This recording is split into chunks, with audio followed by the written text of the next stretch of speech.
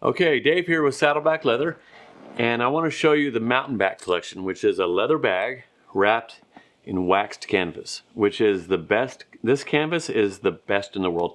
I was talking to a guy named Martin Wigglesworth over in Scotland. I said, "Do you make the best canvas in the world?" He said, "Well, I wouldn't say we make the best, but I don't know anyone who does it better." And I was like, "That's awesome. I'm going to use that one day." And here, you just got that. So we get the canvas from Scotland. So let me walk you through these designs we have. I've made some tweaks to some of them, just a little tweaks that we saw. I'm always trying to improve things. And so let me show you Mountainback and what we have this year. So here's a shoulder strap. Got leather on both sides. Got canvas in the middle. And here's a saline hardware. It's a 316 stainless steel, which is what they use on ships. For the propellers, they use it for all of the deck hardware. It's super hardware, like super duper, and it's custom to us. Here is the first one. Let me see. I'm going to go with this one first. Here is the tote. This is a canvas tote. You got a spot for a pocket here. I've got these two straps, leather handle, so if it's sitting in the front seat, you can just grab the handles instead of grab the straps. You have on the inside, so I've got a nice back pocket for stuff.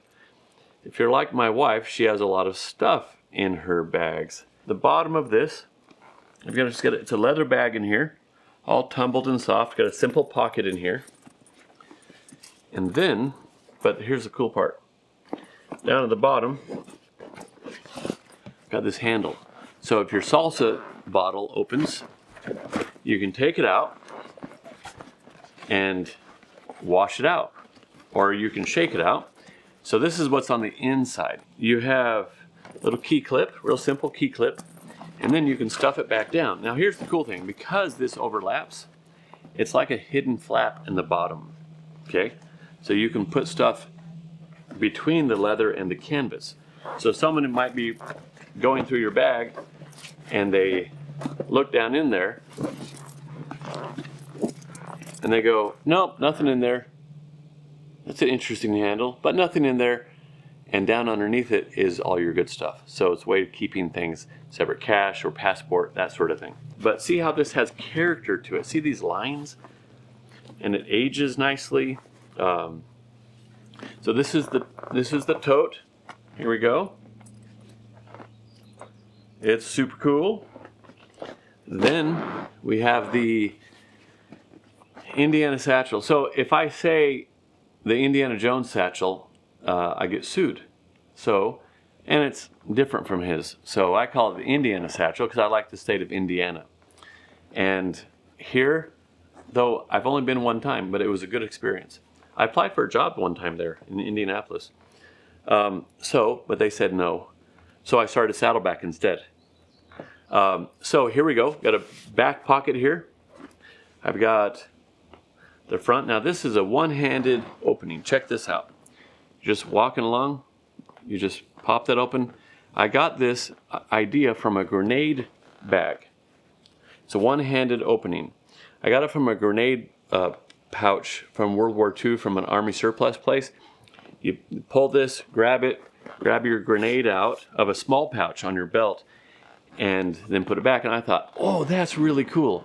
So I'm going to use that one day. And so as I was looking for a closure for this, so what I found is if I'm on the phone or I have something in my other hand, I can, with this on my hip, and this happens to be the exact same dimensions of the bag that Indiana Jones carried. So it's 11 by 10, and we've got the Mountainback Collection in here. Here, what we found is these spots right here were wearing through the canvas right here on the other designs. So what I did, and it's just a little tougher here, but man, even rocks wear away. And so what I did here is I put a little spot here for if you really needed to stick something in here, some coins or any kind of thing, an air tag. Here I've got two rivets, here I've got one. So if you want to put an air tag in here, you want to put some coin, a $20 bill folded up, you could in these spots. And it protects there. So this is the Indiana Satchel. Okay, look at this beauty. Oh, you're gonna like this. This is just a simple backpack. Got a spot for water bottles on both sides, or just gadgets or whatever. Not this would be more for more for water bottles than anything. I've got, of course, the same grenade closure there. I have the corners. I put these little, I fixed them in place with these, so it's folding inwards because as a backpack, and of course the protectors and the pockets here. But as those are there, I wanted them protecting, but also I wanted the canvas going in. I didn't want it coming out. I didn't want your bag to be like that, because if it's raining, and this is highly water resistant. This canvas, in fact, it's for if your life depends on it, or for when your life depends on it. On the front of the backpack, I got a little pocket here. Here, just a little pocket. It's not very deep, but it's a nice pocket, and it's cut into the canvas here. And then I've got a back pocket to stick your laptops, stick your notebooks, whatever you want to put in there. So here's the backpack here. I have leather on your back and a rounded back side here. Of course, the corners are all those same beautiful corners that were really hard to do. And then, of course, these here, where these are anchored in here, on the inside is a leather patch where it's sewn onto and attached, just so that we have leather on both sides of the canvas. These pads are removable, but why would you do that? They're comfortable. Little tubes here. Okay, that's the backpack.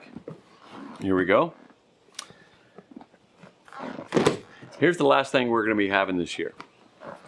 This is the messenger bag here, and I've got a flap here that you can have over the top, or if you want to put a water bottle in there, just tuck that flap in there, and you have a water bottle in there, or 2 water bottles. Here is for an emergency cigar if you were really desperate, right here. And I put this here because when you flap it over, if this goes all the way to the body, then these kind of wing out like that. And I didn't like them winging out, so I thought, well, what could I put there? Oh, yeah, of course, for an emergency cigar. If you happen to need something to celebrate, all of a sudden you're like, huh, I got a cigar right there. Or EpiPen, or anything that you need to put here safely. This is the nice spot for it, and you can cover it up. Nice back pocket. And I have, by the way, none of this is on accident. Every single detail, the stitches per inch, the depth of this 1/4 inch, not 3/8 of an inch, not 3/16 of an inch, like 1/4 inch. All of this is very intentional. 2 stitches instead of 1 here. All of it's very intentional with how the design went in.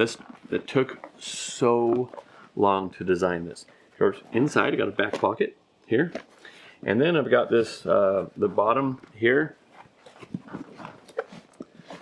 with a handle, of course. Same idea, pulls out. But yeah, this is the satchel, the messenger bag. I get confused sometimes with the names of things because I like designing things, and then we come up with a lot of designs. And so then you go, do we have something called a messenger bag? Do we have something called a satchel? What names do we have? Indiana satchel, the front pocket satchel, the side satchel. Anyway, so about the canvas, this is really interesting, and why this fabric is the best in the world that we can get our hands on. And so actually, when I was asking for this 24 ounce, it's 24 ounce canvas. So it's 1 square yard. How much does 1 square yard weigh? Is 24 ounces. But this is actually 33 because it's been impregnated with the wax. It's a dry wax. And it'll have a little waxiness on it at first, a little waxy feel slightly. But that dries out, and then every year or so you just want to kind of re-wax it. You don't have to, but a lot of people like to re-wax it. We have that wax. So check this out. I said, why is your fabric so high quality? Why is it so? He said it's because it's so dense. So he said I forgot the word for it. The strands of cotton, the little of the cotton, it's a longer staple. It's a longer staple cotton from Egypt or Turkey, where the good towels come from. India has really good stuff. Really, they grow really nice cotton. It's a long staple. And so you have longer pieces, longer little threads. And so they have, when they join them, they have to have a little knot there where they wound them together. And it ends up making, you don't have as many knots in the thread. If you have short staple, stuff like in the US, which is good for other things, but they're shorter, so you have more knots. And so you'll have a thicker thread. And so what they'll do is take the cheaper bags will have one or two thicker threads that they spin together, and then you have because they're so fat, you'll have a thread this thick here, and it'll have what do you call it?